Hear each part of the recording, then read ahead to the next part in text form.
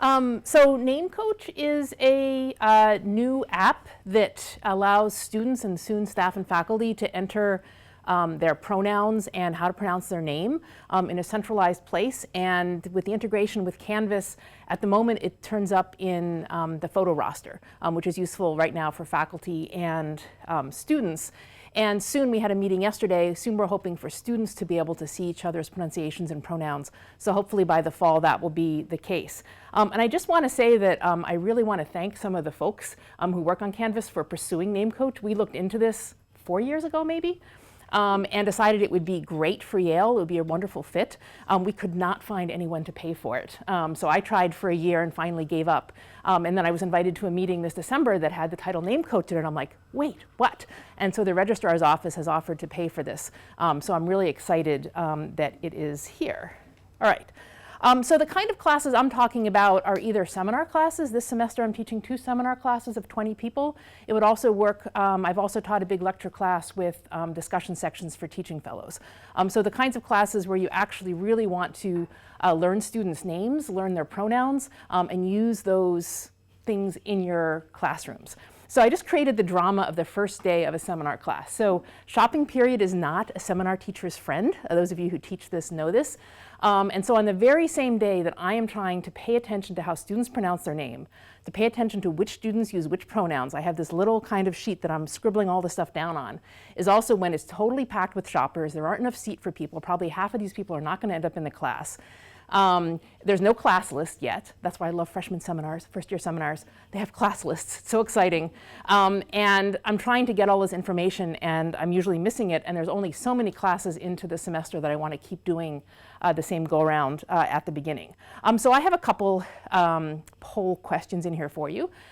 So here's a question about which pronouns do you use with some of the examples that you may find among ourselves and also among our students. Just take a second and do that. And this is actually, it occurred to me, so I have never used this poll function before. I am not the kind of teacher that is predisposed to figuring out a way to use this function. But this is something that you could actually do in a large lecture class at the beginning, just to acknowledge that actually there are people in this class who use pronouns other than she, her, hers, and he, him, his. So that would be really helpful. There we go. A way of doing it, but I just wanted to use it as an acknowledgement of some different pronouns. If you want more information about pronouns, come find me afterwards. I have more information about that, and I need to use this to get out of here. Okay, so why do pronouns matter? And I know that some of you already are aware of this.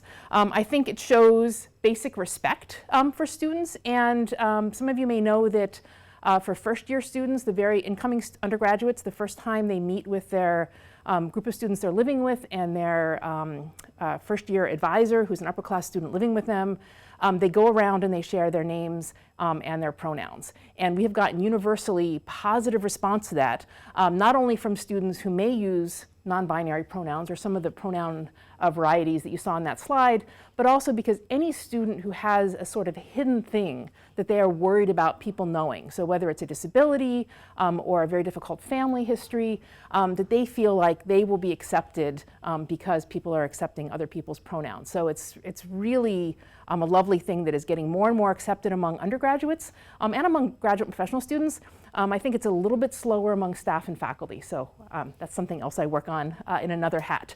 The stress of being misgendered. So I also direct the Office of LGBTQ Resources, and I was sitting around with my students talking about a different presentation I was making, and they were just saying that that is the worst thing, that they're not only when they are misgendered, but when they gently correct and say, I use they, them, their pronouns, which is a common example, and particularly when the faculty member or the TF pushes back and says, well, that's not grammatical, or, well, what does that mean? What are you? Like, push back and basically refuses to use those pronouns.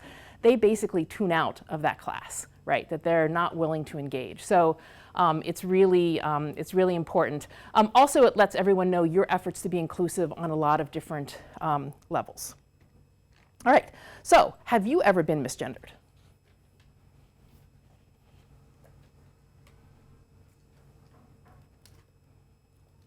And again, this would be an interesting thing to ask your class, even if it's a big lecture class.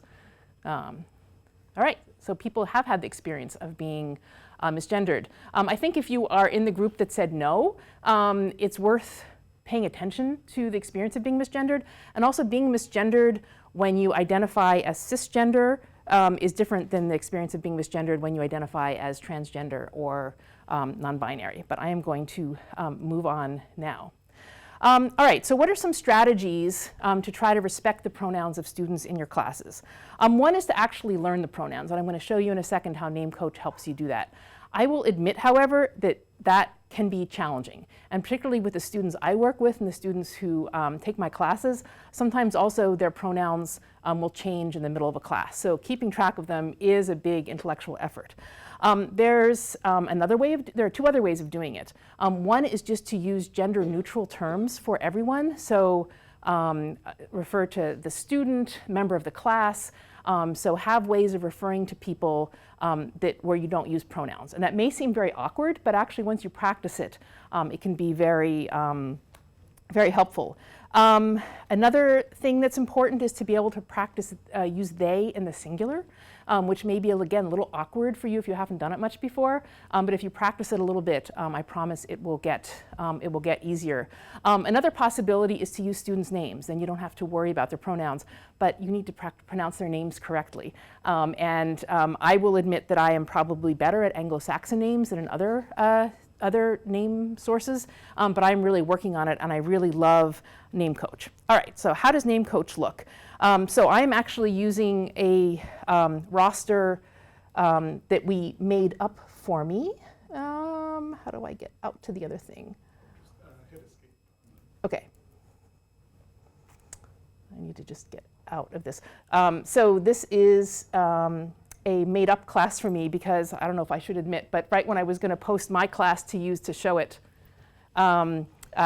somehow the Namecoach information got disconnected briefly from the photo roster.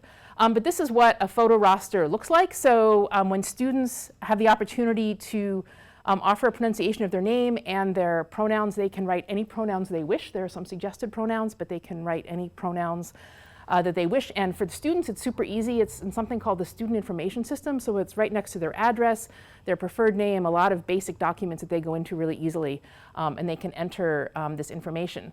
And so basically, when students have entered it, you'll see it like this. And if you want to see how to pronounce somebody's name, you click on this. Okay, and then you also see their pronouns. And so this is what I use when I'm learning who my students are. And so it's a great way of doing it. I will also confess at the moment in my class of 20, I only have 2 students who have entered information. One of the reasons was we didn't get this up and going until about the second week of the semester. And also there's one little glitch still that we had a meeting yesterday that we're going to have worked out by the fall. So, and also hopefully when staff and faculty start using it, which will hopefully be in the fall as well, it will become more popular. Okay. All right. Oh, here are my more strategies. So as I mentioned, using gender neutral language. And then also, people worry about making mistakes and unintentionally misgendering someone. And one of the ways that you can help make that feel less hostile is by setting up the basic idea that you are very inclusive around gender in your classroom. So when you introduce yourself, and I should have done that at the beginning, I think it said she, her, hers up there. Typically when I introduce myself, I'll say, and I use she, her, hers at the beginning of a class, so students know that I am open to that conversation. I have she, her, hers in my signature, and Namecoach will actually start replacing signatures for staff and faculty, but I won't go into that now. All right, one last poll question. How many transgender and non-binary students that you are aware of in your classes this past year?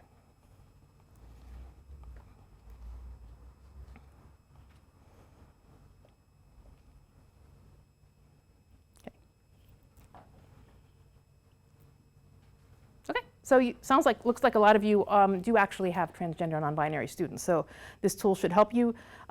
More resources, and I have a little handout if you stop by my table.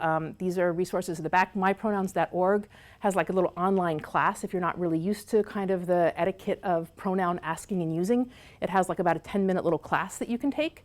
If you're really kind of more curious about what it means to be transgender or non-binary as an experience, this TED Talk by Scott Turner Schofield called Ending Gender, if you Google that, you will find it, is this 15-minute talk I use all the time in my presentations. And then if you have somebody who's pushing back on I won't use they because it's ungrammatical, there's a New York Times Magazine article in 2016 by Amanda Hess kind of directly addressing that. So I think my time is up, right? And I will be over there if you have any questions, but thank you.